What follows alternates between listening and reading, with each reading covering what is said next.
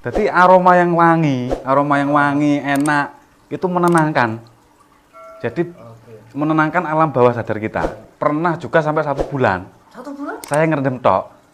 Nek dikruske karo biaya marangi nggak nyocok mas.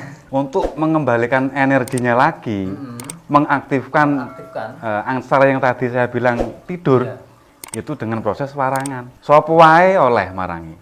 Gendruwo te marangi ya monggo.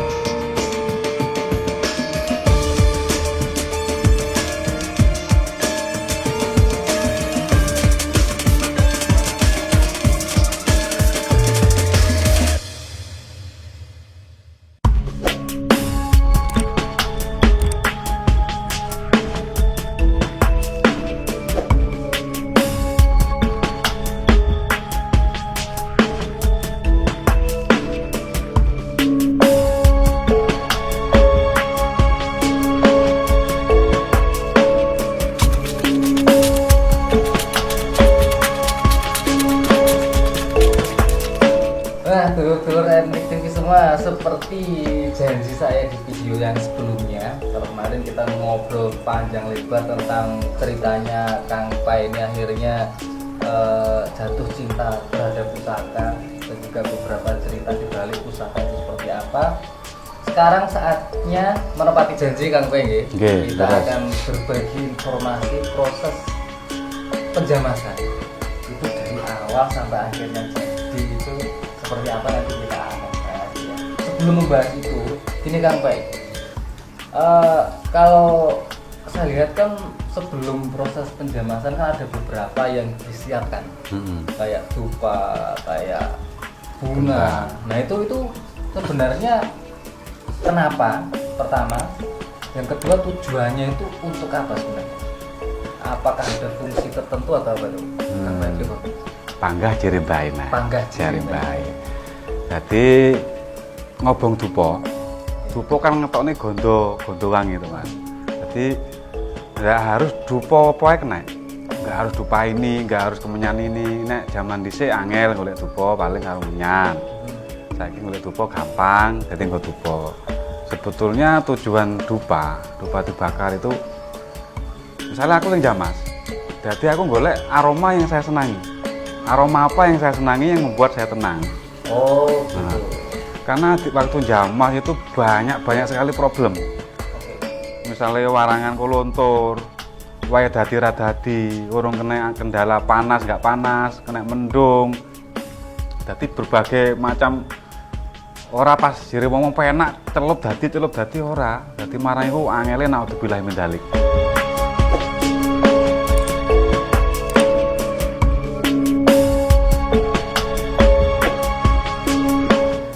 Mulai cilik sampai saiki aku orang pinter marangi. Cek panggah belajar. Jadi renek pintere, renek ahline wong jamet renek ahline. Jadi terus selalu banyak proses perubahan ini harus piye. Kok ngene piye? Dalam segi marangi pun banyak prosesnya. Enek sing model dikeprok, enek sing model dikolo, enek sing model disaput. Jadi banyak versinya. Tergantung karakter besinya, terus tergantung karakter warangannya yang dipakai warangan apa. Jadi nggak semua pusaka disaput untuk finishingnya, nggak semua pusaka dicelup, dan nggak semua pusaka dikolok. Itu beda-beda, tergantung bahan dan tergantung warangan. Oke, tahan dulu Kang Pai. Berarti kalau dupa tujuannya untuk itu nih? Lah, dupa itu lah otomatis kita kan jenuh, stres. Jadi aroma yang wangi, enak, itu menenangkan. Jadi menenangkan alam bawah sadar kita. Otomatis kita tenang. Yang wayahiku jibek misuh ra kena-kena, dadi kena suasana yang indah. Nah, itu iso tenang. Tujuannya seperti itu sebetulnya. Tapi nggak ada hubungan dengan klinik dan lain-lain? Ada hubungannya dengan itu? Kalau ada itu pasti ada. Pasti ada ya. Karena aroma kan juga rasa. Itu timbulnya ke rasa. Dan rasa itu kan gaib tuh mas. Dan rasa itu rasa dijabarke karo kalimat. Rasa sampean seneng nyopo kowe kok seneng pusaka koyo ngene. ayo mbok. Iya, mbok ya. Aku tapi seneng ini ora ngerti, kan itu soal rasa dan aroma.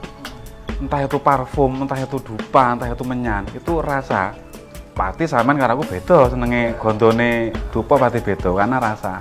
Dan itu berkaitan dengan alam bawah sadar kita. Jadi otomatis larinya ke sana. Kalau bunga Sama. sama. Sama, bunga juga sama. Cuman efektifnya bunga kenapa taruh di dalam air? Dekne banyak molekul-molekul energi. Kan biasanya wong Jawa ngangge kembang telon atau kembang warna pitu. Nah, dalam setiap warna bunga itu ada energinya. Energi murni dari alam. Kenapa ditaruh di air? Kersane menyatu dengan air. Nah, dan airnya itu anggap aja kayak ngecas. Sebetulnya bisa dijabarkan, cuman akeh yang salah kaprah. Jadi wong kae kok ngono carane jamasine. Aku tak ngono misan. Jadi mau tiru-tiru. Tiru-tiru. Oke. Karena nggak ada ijazah, Mas. Kalau ada guru atau sesepuh yang ngajarin, jadi kita harus cerewet. Nyopo mbah kok nggak ngene iki? Fungsine apa kudu ngono kuwi? Dadi aja mung tiru-tiru. Dadi sing akeh sing akeh terjadi wong Jawa pun tiru-tiru. Ora ngerti Jawane. Nek jere mbahku dadi wong Jawa sing jawani lho. Dadi kedah banyak bertanya, aja sok rumoso gampang pinter. Sok rumoso aku wis mumpuni, gak enak ngono aku. Dadi akeh takon, kenapa kok harus ngene? Kenapa kok kudu sumeti dupa? Kok waktu jamas? Kan ketoke wah iki musrik iki ngene. Lah musrik kuwi apa? Cek enteng ngomong musrik ora roh panggone. Intine kan ngono.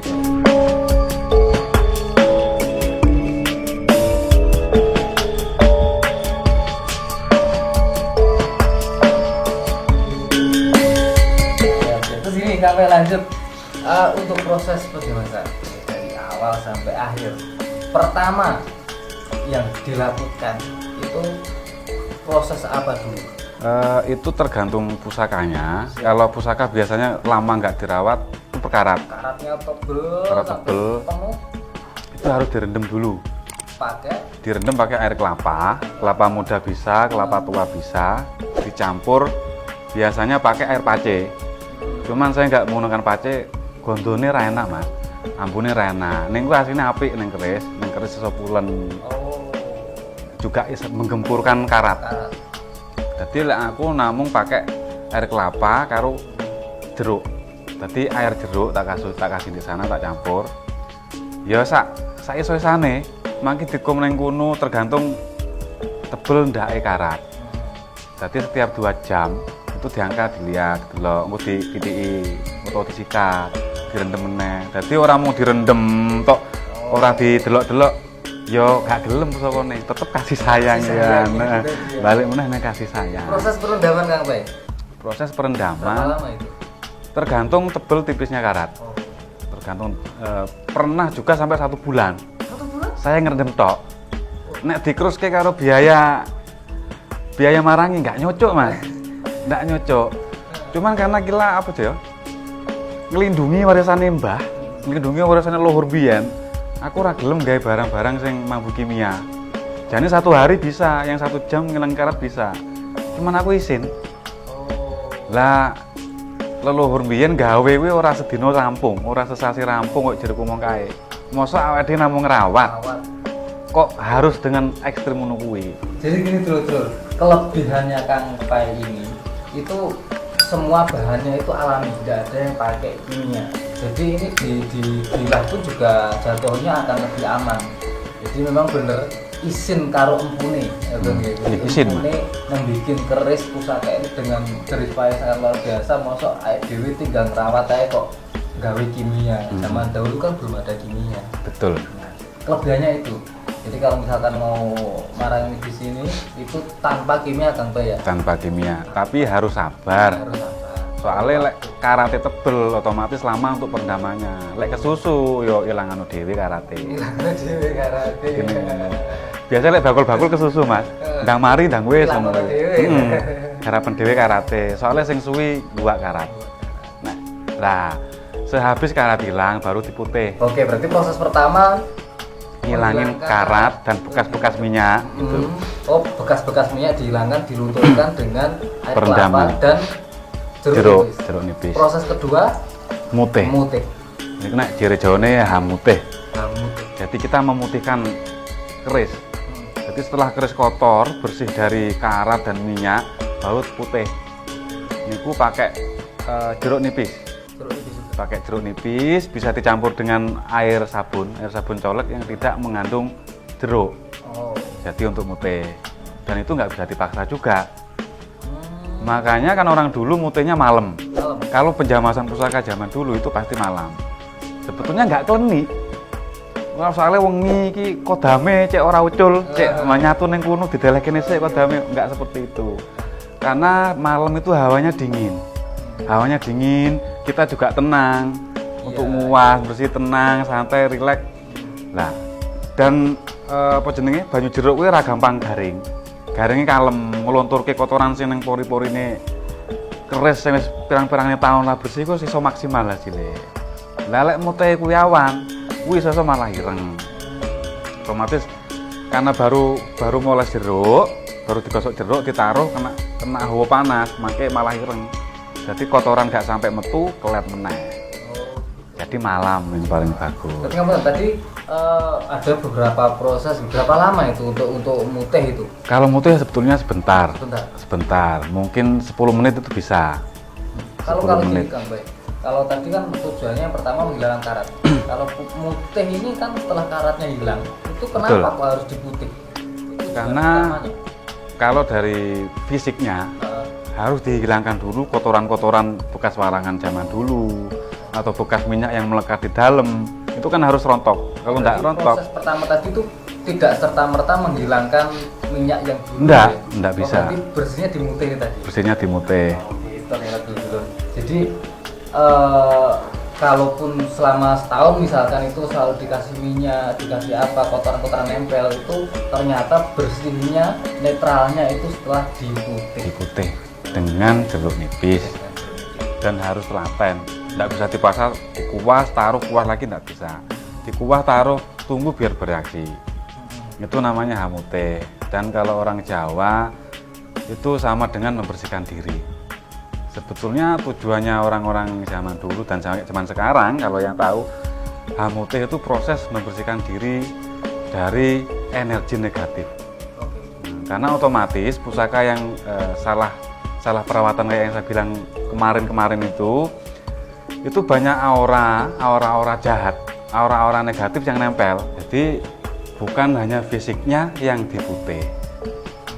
Sebetulnya pusaka itu agar kita belajar, bukan fokus ke pusaka. Lawang wesi ya diputih, mengajarkan memutihkan dari energi yang nggak baik. Jadi kembali ke fitri. Nah, otomatis kan awake dhewe yo isin to. Lah sak durunge wesi, ya otomatis awake dhewe kudu resik dhisik. Kan ngoten. Sebetulnya menyinggung. Jadi ini satu jalan. Satu jalan. Ya. Makanya kita banyak belajar dari besi sing jirene wong-wong rosokan kuwi. Jadi ya mosok aku arep ngresiki sesuatu sedangkan awakku ora resik. Nah, intine ngoten. Oke, berarti kalau memutih bukan hanya fisiknya, tapi yang di dalamnya juga. Betul.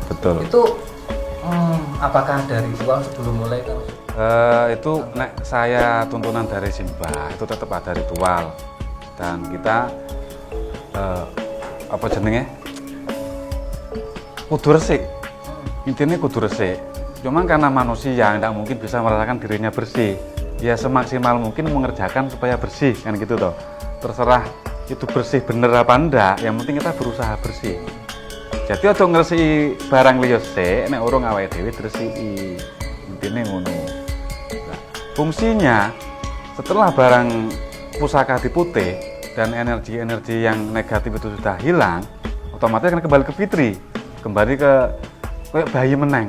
Nah, yang banyak terjadi itu jerene wong-wong banyak pusaka-pusaka sudah diwarangi di sana. Ternyata bukan diwarangi, ternyata cuman diputih dan dikatul loh. Nah, itu namanya bukan marangi, itu namanya penjamasan, cuman untuk pembersihan energi yang negatif. Betulnya itu. Nah, untuk mengembalikan energinya lagi, mengaktifkan angsar yang tadi saya bilang tidur, itu dengan proses warangan. Jadi dijamasi dengan warangan, Setelah dicelup warangan, pamor keluar. Nah, kalau udah pamor jadi, itu otomatis secara lahiriah dan batiniah pusaka udah aktif kembali. Berarti secara lahiriah pamornya Kelihatan, secara batiniah itu nanti sudah aktif. udah aktif. Dan itu udah iso kayak katon, disawang katon. Finishnya. Ada doa-doa. Ada mas, ada nutuannya. Cuman ya tidak mungkin tak share di sini. Itu dengan Caranya juga secara Muslim dan secara Jawa. Ning Jawa ora oleh ditinggal. Soalnya aku iki wong Jawa. Dadi Jawa tak gowo. Sing Muslim ya tak rawat. Dadi foto-foto digawe cek imbang. Ora mung sepihak, ora mung Muslim tok, ora mung Jawa tok. Ora iso salah siji. Nek kanggoku ora iso salah siji. Karena berkaitan. Oke, jadi gini secara umum untuk prosesnya pertama melumturkan karat. Bersihkan, direndam pakai air jeruk dan juga air kelapa dicampur air jeruk nipis. Setelah sekian lama tergantung karatnya. Habis itu diputih. Setelah diputih baru warangan. Ini kan sampai secara global kita ngomong bisa disederhanakan gitu ya. Intisari dari proses ini tadi itu sebenarnya apa? Supaya pusaka tetap indah. Supaya kita tetap bisa mengagumi karya-karya orang dahulu. Jadi ojo sok pinter. Lah wong cek jenius sama wong biyen karo wong saiki. Wong biyen nggih pusaka sakmono indahe. Bahkan orang diwarangi ketok indah, setelah diwarangi indah banget. Pengrajin saiki orang karuan iso gawe pusaka koyo jaman dhisik. Dengan alat yang canggih loh ya. Wong biyen dengan alat yang ada kadarnya. Ditatai. Bahkan gawe singo sedetail mungkin. Dikei manuk apa jenenge. Detail kok ya ora potong ditatai. Dan perfect hasil. Dan utuh sampai sekarang. Utuh sampai sekarang. Ratusan tahun. Jadi ojo nginteri wong jaman biyen. Jadi intinya biar pusaka tetap indah dan kita bangga menjadi wong Jawa. Nek mbah-mbah biyen niku wonge sangat-sangat istimewa. Kita iki salah satu warisannya pusaka iki salah satunya. Jadi otomatis izin toh Mas. Beh wong biyen iso gawe pusaka koyo ngene indahe. Kok arep digrendo. Kok arep sembrono. Otomatis izin. Nek gelem belajar karena yang banyak terjadi nggak mau belajar. Cuma ini itu orang belajar kalau kekurangannya awake dhewe. Siap. Nah, terus semua kira-kira penasaran nggak seperti apa tuh proses jamasan itu? Nah, kalau penasaran ini kita kasih tahu sedikit cuplikan jamasan pusaka dari Cangpai.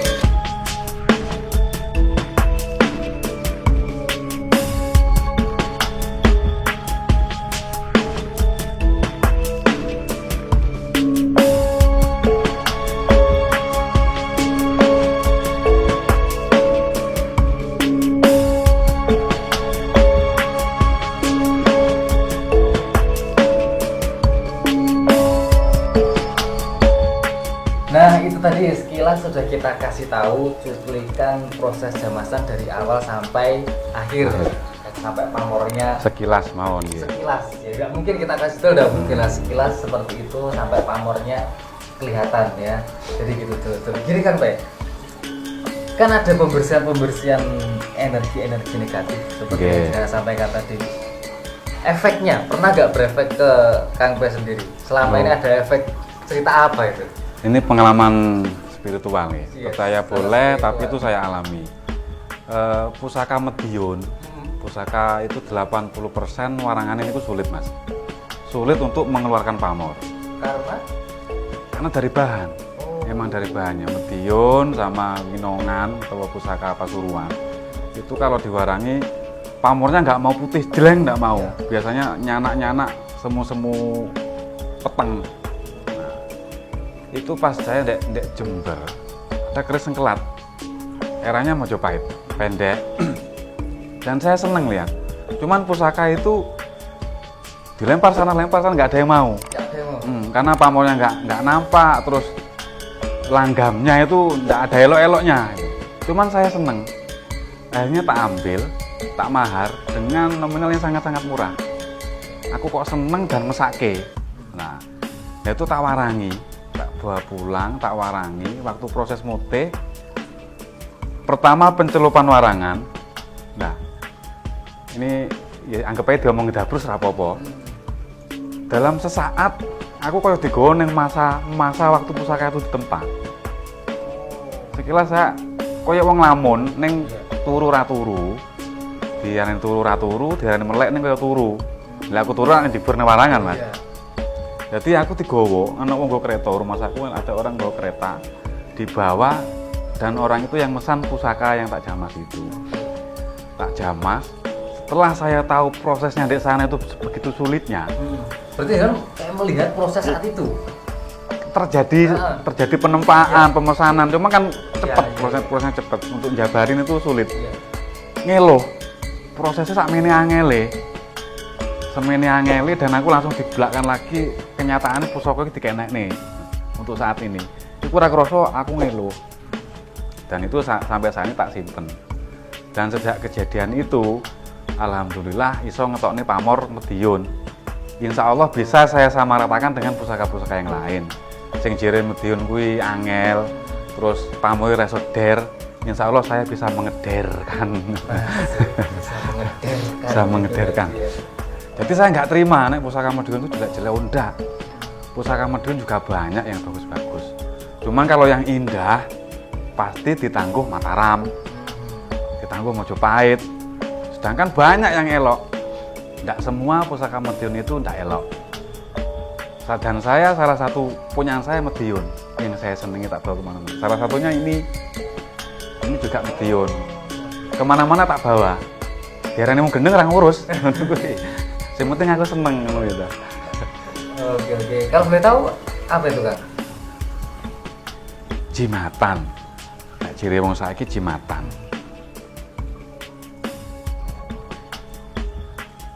Tetap lurus ya. Tetep lurus. Konsisten ya. Neng ini lo, kalau dilihat gini lo, namanya lo Sinandi. Si nanti. Tinggal lihat Oh iya. lo 3. Kalau dilihat lurus. Gini lanjut Kang Pe. Kalau efek negatif pernah enggak? Nah, itu tergantung, kembali lagi seperti yang kemarin tak bilang, tergantung manusianya sendiri. Efek negatif dan positifnya tergantung manusianya sendiri. Alhamdulillah kalau sampai ke negatif saya belum pernah mengalami hal-hal yang merugikan. Saya tidak pernah. Alhamdulillah malah menguntungkan. Karena saya percaya dengan saya melestarikan budaya-budaya dulu, saya lestarikan, insya Allah itu membawa dampak yang baik. Itu doa. Dan untuk warangan saya share. Tidak saya delik-delikkan dengan alasan ini, alasan itu. Semua saya terbuka. Sopo wae oleh marangi. Gendruwo te marangi ya monggo.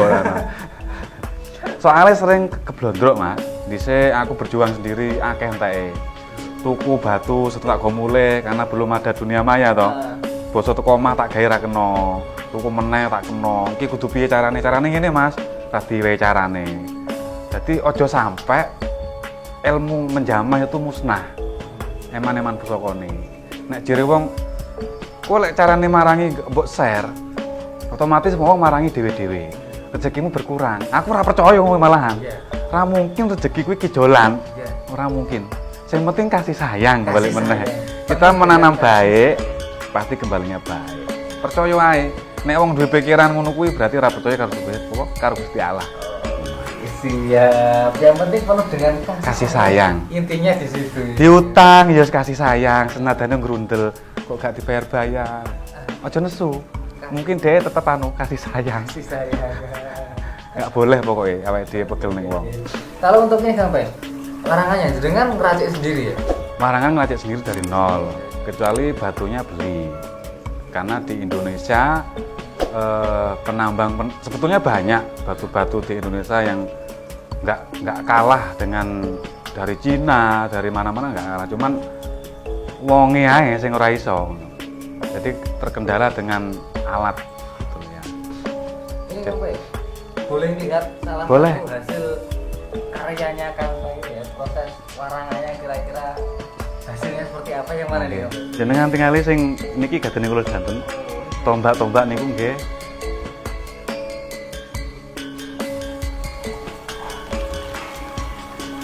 Jadi ini dulur-dulur, ini pusakanya Kang Pai sendiri ya.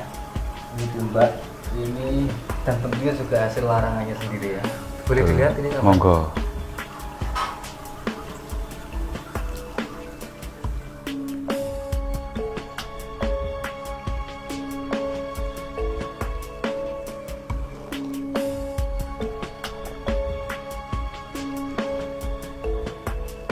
Kang Pai, ini tombak apa ini?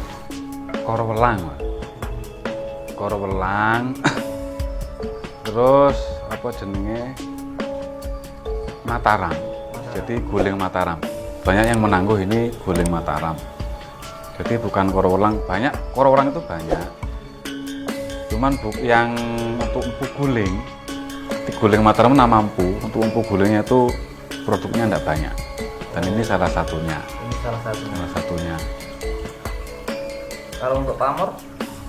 Pamor masuk ke pendaringan kebak. Full meteorit. Full meteorit ya.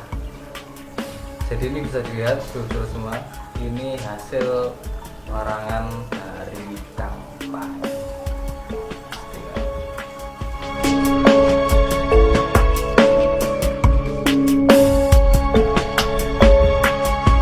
Ini dapatnya gimana nih Kang Pai prosesnya? Memahari. Hari. Jadi ini memahari, ada salah satu temen yang punya itu di online. Waktu pusaka masih keadaan kotor penuh karat, dan gambar pamor nggak kelihatan. Cuman yang punya ngomong, iki pamornya anu loh deh, pamornya deling. Saya nggak peduli. Yang penting langgamnya aku seneng, terus rengkole seneng, gedene seneng, ini kayaknya guling. Berarti tak uber, dan juga dengan mahar yang nggak murah, ini nggak murah bagi saya. Maharnya lumayan tinggi, dan tak ambil. Setelah nyampe di rumah, tak jamas, nggak kecewa. Alhamdulillah nggak kecewa dengan, meskipun sudah agak ada yang ngurusi. Sudah Kang, ini saya kembalikan ya. Oke, monggo.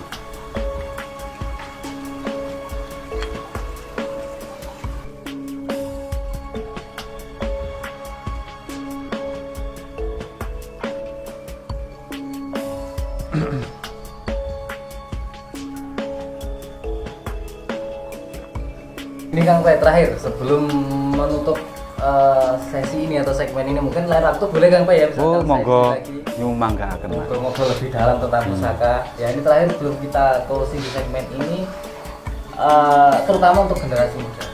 Ya mungkin ada sesuatu yang pengen Oh, pasti. Itu intinya, cintailah peloduk-peloduk Indonesia. Dadi yo wong Jawa sing jawani, dadi wong Indonesia. Ojo isin dadi wong Jawa. Ora usah isin blangkonan, ojo isin. Wis aponane ora usah kebarat-baratan. Soalnya awake dhewe iki wong sing jaya. Dadi yo Garuda. Wis ngono tok ae. Oke, itu harapan yang sangat singkat, padat, maknanya besar. Ya, jadi Dadi Garuda, dadi wong Jawa sing Jawa nih. Sampai ketemu di episode selanjutnya. Salam.